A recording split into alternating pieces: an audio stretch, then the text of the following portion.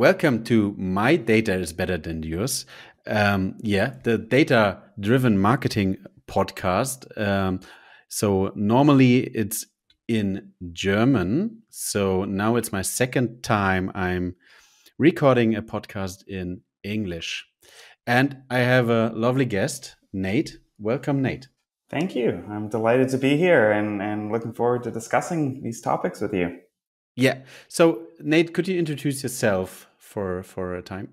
For sure. So I'm the VP for Europe for Fivetran, and I started at Fivetran 5 years ago, actually, in San Francisco. I was the seventh person to join their team and brought on a lot of our first customers, and then moved over here, over to Dublin in Ireland about three and a half years ago. And we built a team from scratch to a little over 80 people now, and we have I think around 700 customers in the Europe, Middle East, Africa region. And it's been an exciting ride, both to kind of share the modern data stack with people, but also to use it internally in our own company. Yeah, so when you type Fivetran into Google, there are some fantastic news, right? Yeah, it's exciting. Yeah, so could you give us some ideas about the news and what's currently happening on your side? Yeah, so the news is that we did our Series D funding round at a $5.6 billion valuation. We raised 500 and something million. And also as part of that, we acquired HVR, which is a really exciting technology, especially for integrating and syncing data from databases. That's their real specialty. It's interesting, like when I started at Fivetran years ago, I thought 5.6 billion would be kind of the end game, or that's where we might IPO, and we're doing it at Series D. So just shows you how big this space is and how much value it's bringing to the world. So it's cool. Yeah, that's I can't really imagine how existing it is that to be part of the journey. So you said you're the seventh employee, right? Well, when I think there was a few people that joined and left before I joined, but there was only 6 other people when I showed up. Yeah. It's amazing. Now it's growing and growing and growing. 700 people. It's yeah.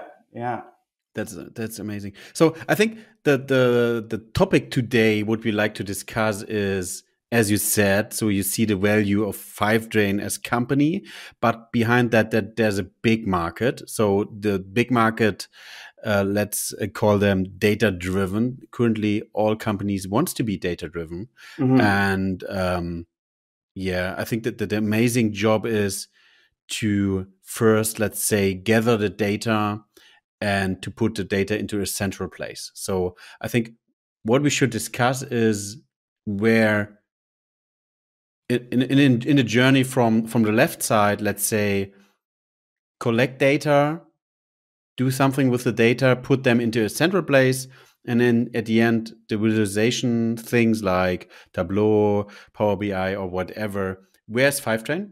And how could we use Fivetran?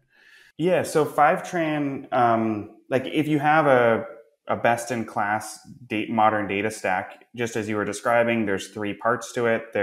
You've got all your different data sources. This could be SaaS applications, databases, and then it's really best practice to centralize that data in a data warehouse, one repository.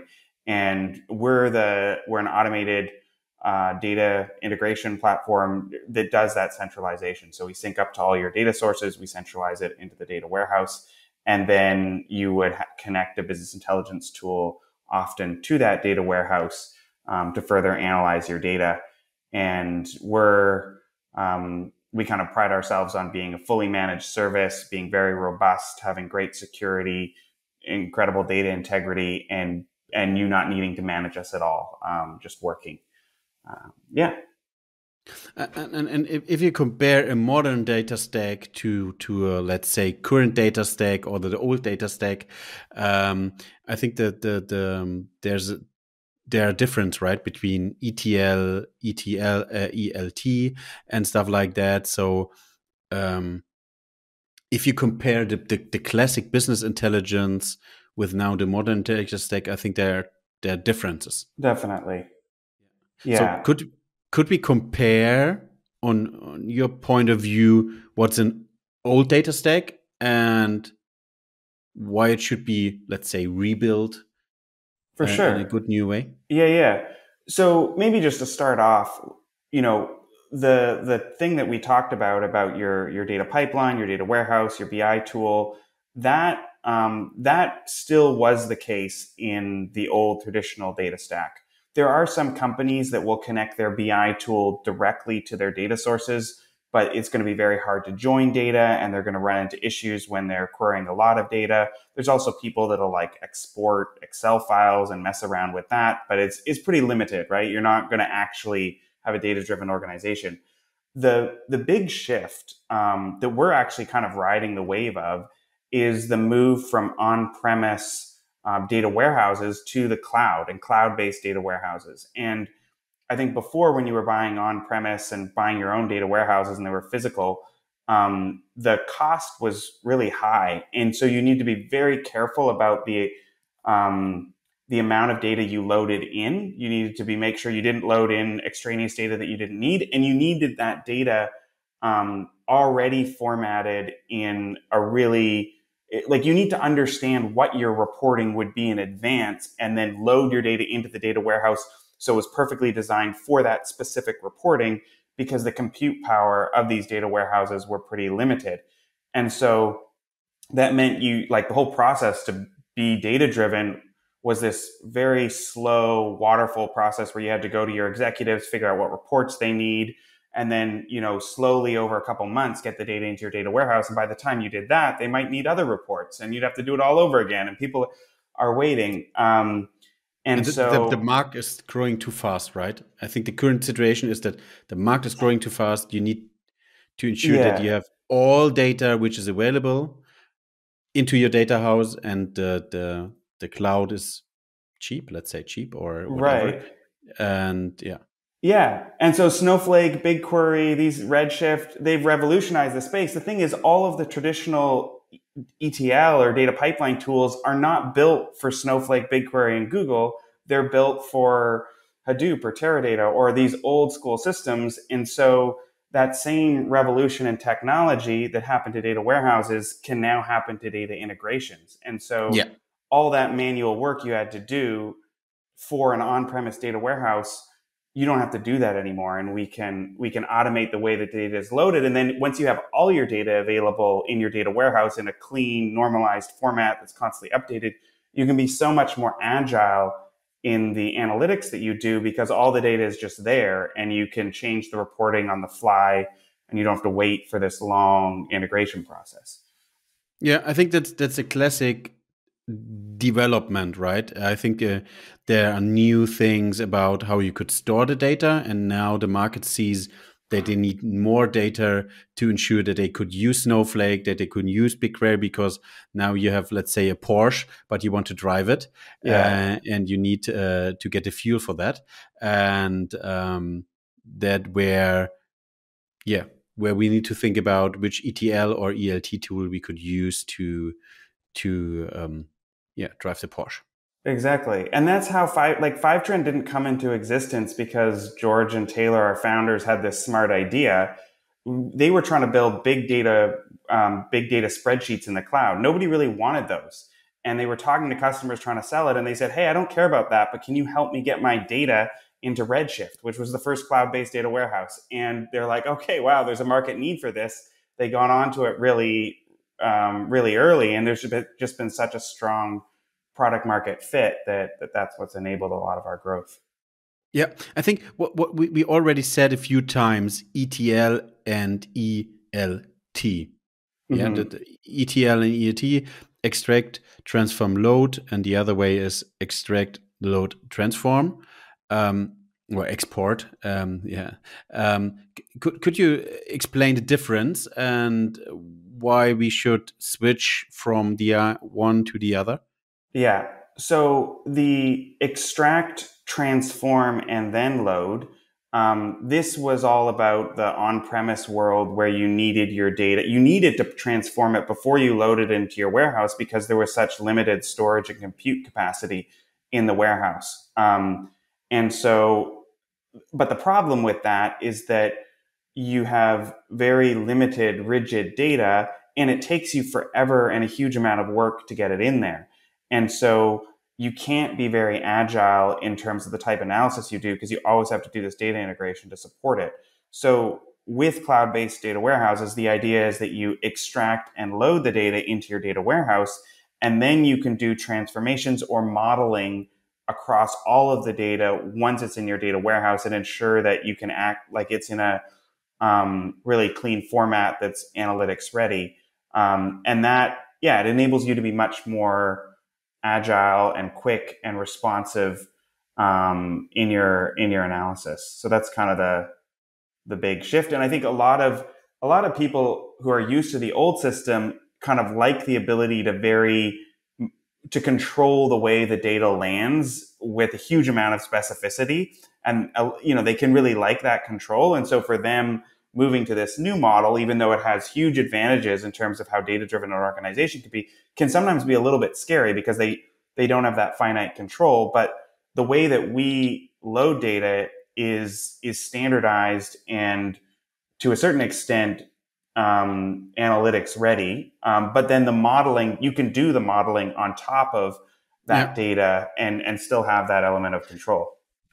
In Germany, hopefully that's the right translation into good English is better have than want. So it's more or less, let's gather all the data and ensure it's there.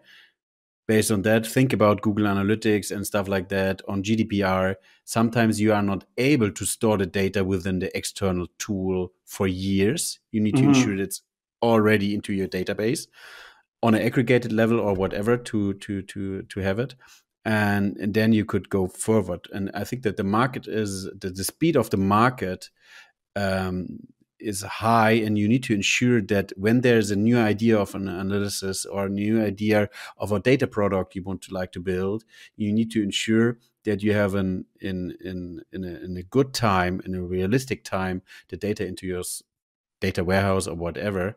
Otherwise, you will lose the market, you will lose the market share, or the speed, which is an important factor in the current time. Yeah, and data storage is close to free now, so it's pretty economical. Yeah. And to be honest, normally the classic German market only wants to build instead of buy, because we do our best and German quality. But at least if you, let's say the marketing tool stack to be on the online marketing part, if you check the marketing tool stack, that's more or less the Pareto principle. 80% of the tools are same for all companies. So why not use a tool such like Fivetran to ensure, and I think that's amazing. Let's say do it in a drag and drop model without really technical understanding of how to code or how to whatever connect the data sources to get the data into the data warehouse, right?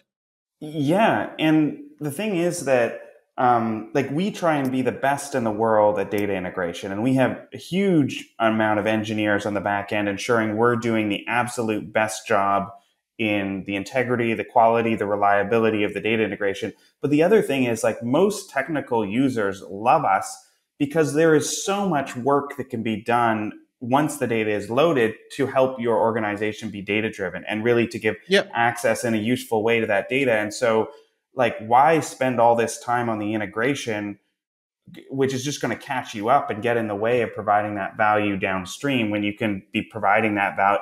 And often data integration is kind of like the boring work and the annoying things that you have to go and fix versus the interesting stuff, which is building out models and reporting that the people can really use.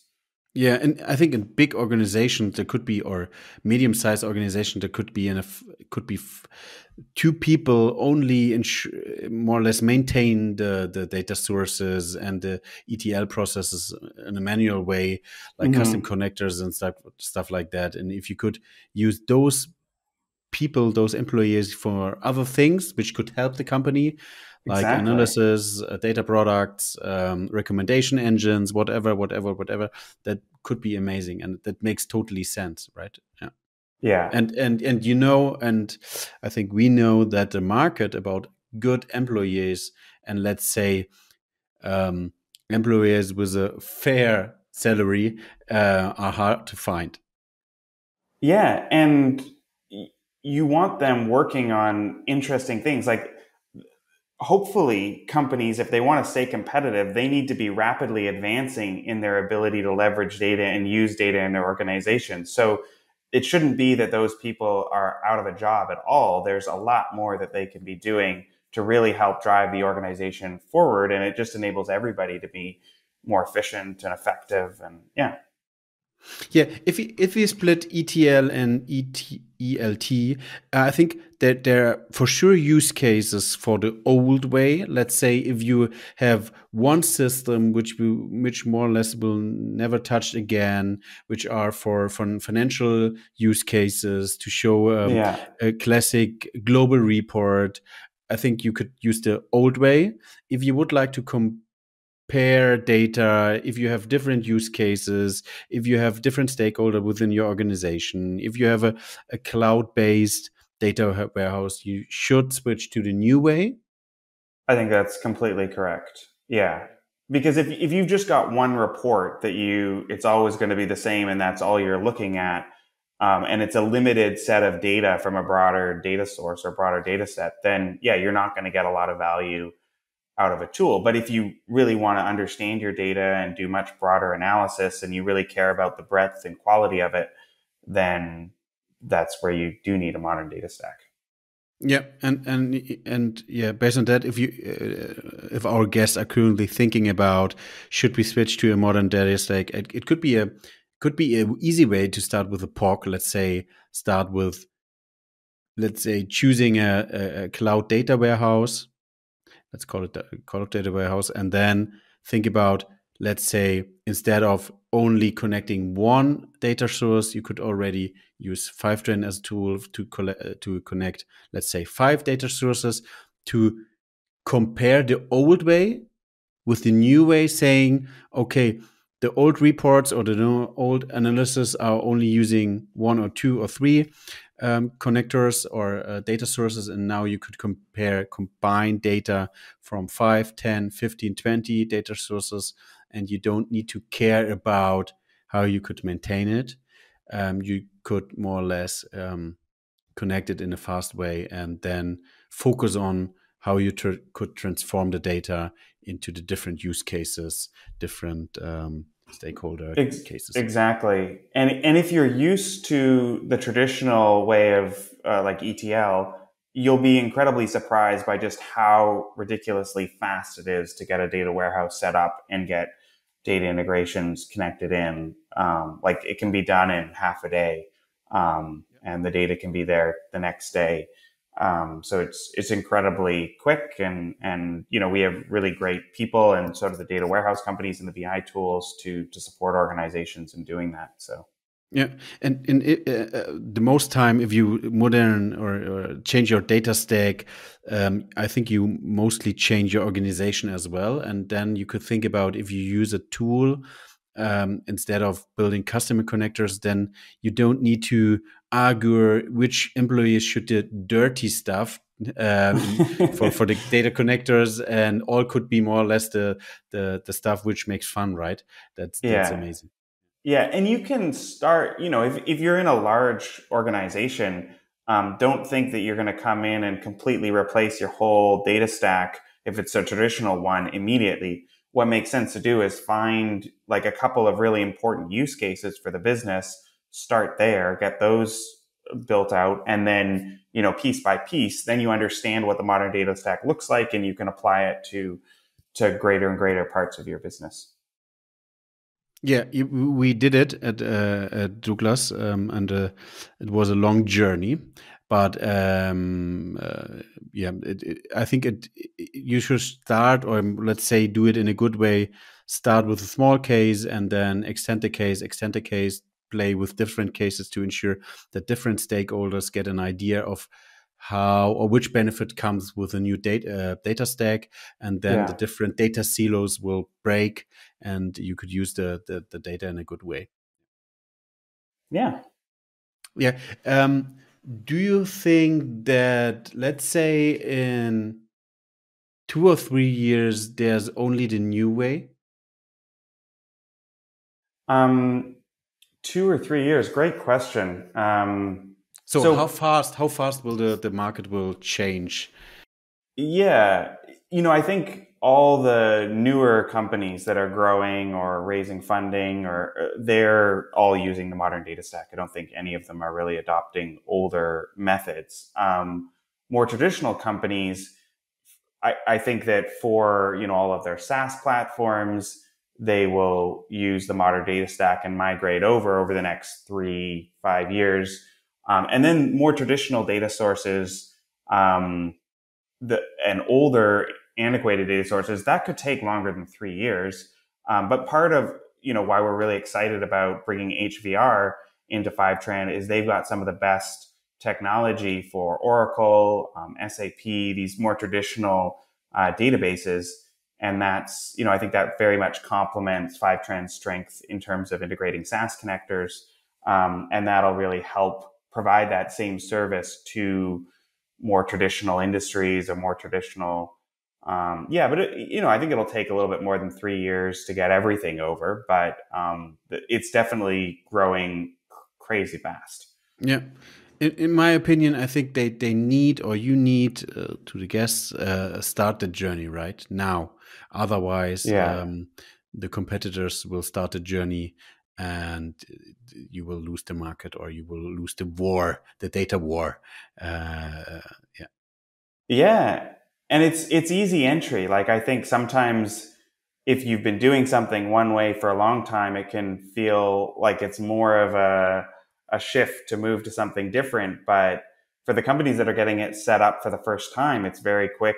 Like, and it's not that difficult. So I would agree that it's better to start sooner rather than later. And don't underestimate how relevant being data driven will be to being competitive in the future. I think it's paramount, and it's really the companies that embrace that will be successful in the future. Yeah. To be honest, Nate, I think now we explained, or you explained, Fivetran is good, and it could be a very useful part within the modern data stack. But as you know, the German market or the European market it's very hard, and the requirements are high, because German market GDPR and such things. So to be honest, in my case, if I would, let's say, use Fivetran, if I would state the requirements, stuff like security, GDPR stuff, what is your thoughts about that, and do you have solutions for that? Yeah, definitely. And it's interesting because you might think, hey, an American SaaS company, that could be tricky for us. But I think it's actually For one of sure. our, yeah, it's actually one of our strengths. So from the very beginning, when we came over to Europe, we had the data center that Fivetran operates based out of Frankfurt. So all of the data for German companies does not leave Germany. And the other thing around GDPR is that the data that passes through Fivetran, it's encrypted incredibly well, both in transit and at rest, but then it's eliminated from our system as soon as it's loaded into the data warehouse, the destination, which you own as a company. Fivetran has no access to that. And we're like, a huge focus for us is rolling out very in-depth security features. So being able to block or hash data before it even goes into Fivetran, and being able to control that to a very high level, being able to control the encryption keys and own the encryption keys for the data that transfers through Fivetran. And even with HVR has a deployable solution as well for the databases, and that's a new, they've joined us as well. So it's really a strong service that we have. And I would invite you to come in and have the conversation, bring in your security team, and we'll walk through it. Like, we have experts that'll walk through it with you. And Germany is actually one of our fastest growing markets, both in the enterprise segment, but then also a lot of the startups out of Germany are using us. And yeah, it's pretty incredible. So I think it's a very strong and exciting market. And yeah, just talk to us because we'll usually be able to answer what you need. And we're also investing heavily, so our team is going to grow very considerably in Germany. Is there any, so when we are currently thinking about, you connect a data source and you push the data from the data source into the cloud or the data warehouse, do you have alerts or other things to ensure that the process from loading to storing is controlled? Yeah, so we have, like, Fivetran has notifications and alerts in terms of the system. Like, one thing is just ensuring that it's all running properly. And so if there's any issues on accessing the data source or on moving the data or loading the data into the data warehouse, we'll alert you to that. But we have a new feature called Business Critical Fivetran. So for those companies that are very concerned about security, there's a lot of really in-depth controls where they can control the users that have access to the different parts of their system. They can control the encryption keys. They can control exactly, like, very minutely what data can go through Fivetran. And we can't access the data at all as it passes through our system. So you have control over that as well. So it's, we're really working with a lot of enterprise companies where security is their top concern. Healthcare, finance, those industries as well. For sure. And then working with customers to build out the practices that we do have. Yeah. So I think the advantages are high. So now it could be that we would like to drive the Porsche and we need to pay for a Porsche. So so how's the price model behind Fivetran? In my opinion, I would compare it against the employee salary, which I could save, to be honest. So let's see if I could compare it, or if it's a positive use case or a business case. So what is the price model? Yeah, so in terms of the pricing for Fivetran, if you're curious, we price based on volume. So that is really similar to Google or Amazon. And the more you use, the cheaper it gets. So there's a really good curve that makes it economical. And we have really good reporting within Fivetran that shows you exactly the volumes that you're getting from all of your different data sources. So it's super easy. You have great control. You know exactly what you're paying for. And it's very intuitive, which I think makes a pretty seamless experience for our customers. Nate, I think if we let's say switch back to the last 30 minutes, we get a feeling that we need to change the data stack to a modern data stack, to be honest. And I think if the companies are not willing to invest, are not willing to start in that will be a big fail. I think the classic consultant stuff is use cases or value cases and stuff like that. So if we think Fivetran in a use case, what could be the easiest and best use case or value case which we could pitch into the company? Yeah, so I think a lot of the standard use cases are very common with Fivetran. So if you want to get really good insights into your marketing performance and understand how people are interacting across different marketing channels, Fivetran is very, very strong with that. Understanding your sales, understanding your support systems, your engineering, all the different departments. And then even, like, one thing that we are really good at is if you want to do analysis across departments. So understand if the features that you're building in your product are being used and where the support requests are coming from, and which features or which customers are causing the most support requests. So there's a lot of cross functional analysis that you can do. But I guess for me, the coolest thing is when you see organizations that have really strived to become data driven, and there are people that you wouldn't expect within the company driving pretty considerable results for the company because they've become data driven. So one example of that was this company called MVF out of the UK. And they basically get leads for companies. They generate leads. They're a pretty big company. And they have people in call centers that are calling companies to get leads all day. And the people in the call centers realized that a lot of the leads that they were generating for a particular job or for one client weren't actually useful for that client.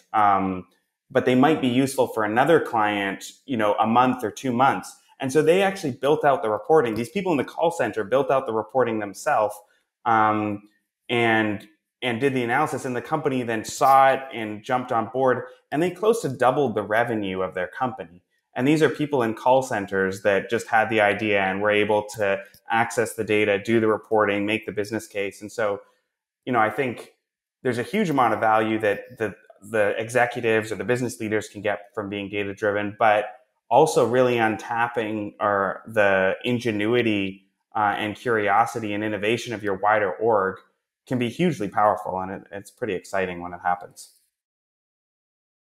Yeah, I think often you don't think about the data which you could use for use cases because there are more or less barriers to that they think about. Okay, we need 3 people or an agency, a consultancy to connect the data source, to bring the data source into the business intelligence center, whatever, to model, to transform the data, to put it into a report, and then it's, let's say, a project for 6 months instead of now thinking about, okay, let's think about how we could have a plug and play situation. Think about, we need to use Google Analytics into our in combination with the financial data. Let's do it. Exactly. Or we need to switch Google Analytics with Adobe Analytics. Oh, it could be a project for 3 months. No, it could be a project, let's say, for 2 weeks. 1 week for connection and the second week for, let's say, data quality to ensure all is there. And then starting with use cases to grow within the organization. And I think that's the most important thing. Time. You need to think about your time. Yeah. Yeah. And you might think data is something that, just analysts or engineers are passionate and excited about. But honestly, everybody in the business, when they can truly get access to data and answer questions, is incredibly exciting. And I think where we're at in the modern data stack is huge leaps and bounds from where we were, but there is so much further to go. I don't think any organization is truly data driven yet. And it's kind of exciting being on that journey and just steadily making more progress in that direction. Yeah, I think that's different grades of maturity. I think you will never be 100% data driven. You need to grow and grow and grow, think about new ideas, and it's a long journey. Yeah, Nate. After more or less 40 minutes, my last question, my best question for sure. It is, what does Nate do privately with data? How you handle data in your free time, Nate? Yeah, great question. And actually, I have an example from my wife, which is really cool. She works in the data industry as well. She's a marketing director, and her whole team is doing a fundraiser right now for refugees from Afghanistan. And basically what they're doing is they're all doing different types of exercises, running, swimming, cycling, and they're able to track it and see the all sorts of data, like the speed at which they go, the distances they go, and then it's all put into a system where they're generating funds for this charity. And then also her company is matching it, and the CEO of her company is matching it. And it's really bringing the team together and engaging people a lot more, because they compete against each other. They can see all the different metrics. So I'm supporting her in that, and that's probably the most exciting personal use that I'm working For with sure, now. yeah. I think that's a good one, and I think that the benefits are high for that, and gamification with data in a good way. Yeah, yeah. I also love sailing. I sailing around like the Mallorca, Ibiza, and things like that. And so, Oh, you know, looking at data from wind speeds and directions and how fast you can get the for boat sure. going, and all that kind of stuff, and even the distances and charting courses. I love doing that as well. Yeah. Um,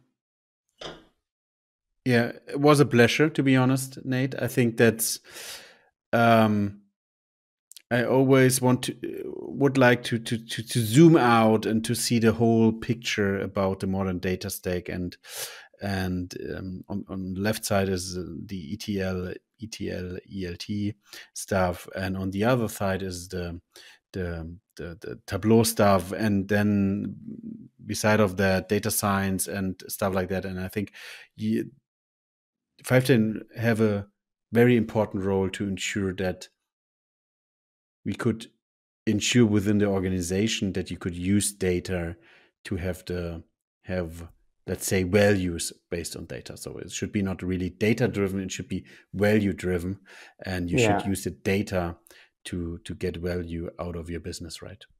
Yeah. Yeah. I think our mission is to make data as simple and reliable and as accessible as electricity. And if you think Yeah. back a long time ago, that was something that was really cumbersome and hard to create and would have fluctuate and have issues. And now it's just part of life, and you don't even think about it, right? Yeah. And I think that's where we're going. We're on that journey, and the results that are going to come out of it are pretty exciting, and probably a lot of them we can't even yet comprehend. So, Thanks yeah, a so lot. cool. Yeah, no, my pleasure. Thank you for the conversation, and Yeah. yeah, it's a pleasure, and it's a pleasure to work with you and with Douglas as well. So, appreciate it. Yeah. I think that it's no secret that we are using Fivetran at Douglas, and um, to be honest, I don't know.